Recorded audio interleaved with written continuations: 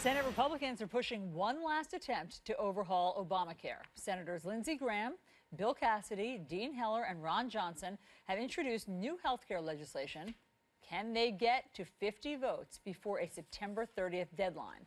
Let's bring in one of the bill's sponsors, Republican Senator Ron Johnson. Good morning, Senator. Morning, Allison. How are you doing? I'm doing well. Let me pull up for our viewers what is in your bill. It would repeal the Obamacare mandates. It would eliminate the Obamacare subsidies. It would end the Medicaid expansion. It would loosen the protections for pre-existing conditions. It would introduce these block grants for Medicaid for the states. It would repeal a handful of taxes, and it would defund Planned Parenthood. What makes this bill, do you think, different than all of the other ones that have come before, and why would this one be able to pass?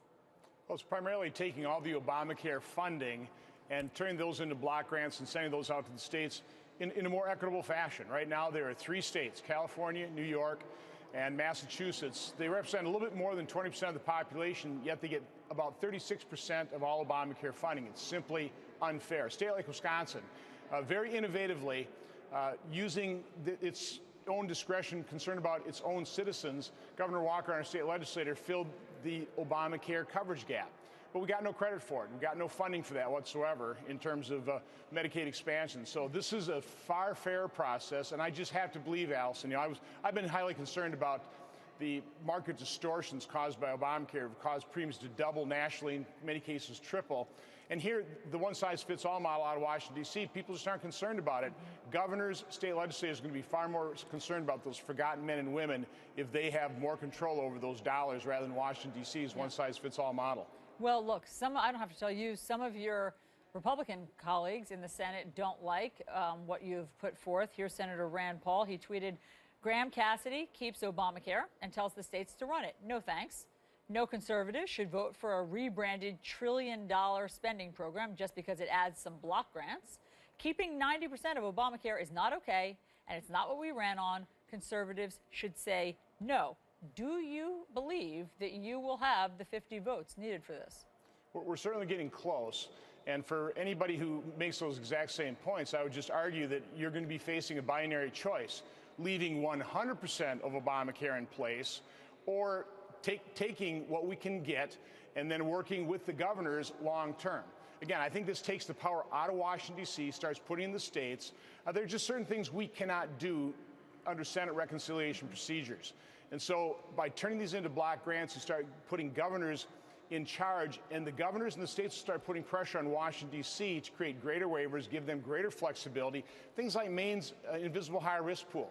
Maine instituted a guaranteed issue. They didn't repeal it, but what they did is they supplanted it with an invisible high-risk pool, literally cut premiums for young people to 1/3 of what they were for older folks like myself, cut premiums in half. Okay. That's called state innovation. A state block grant system would grant those states the ability to innovate that way.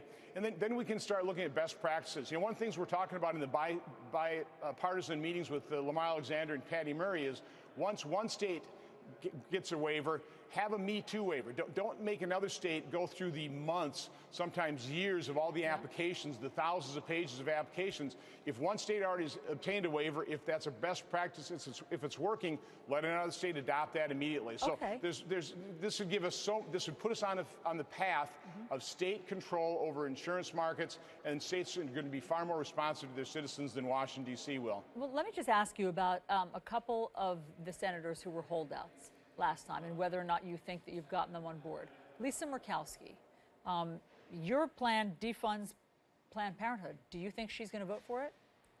Well, we're talking to Senator Murkowski.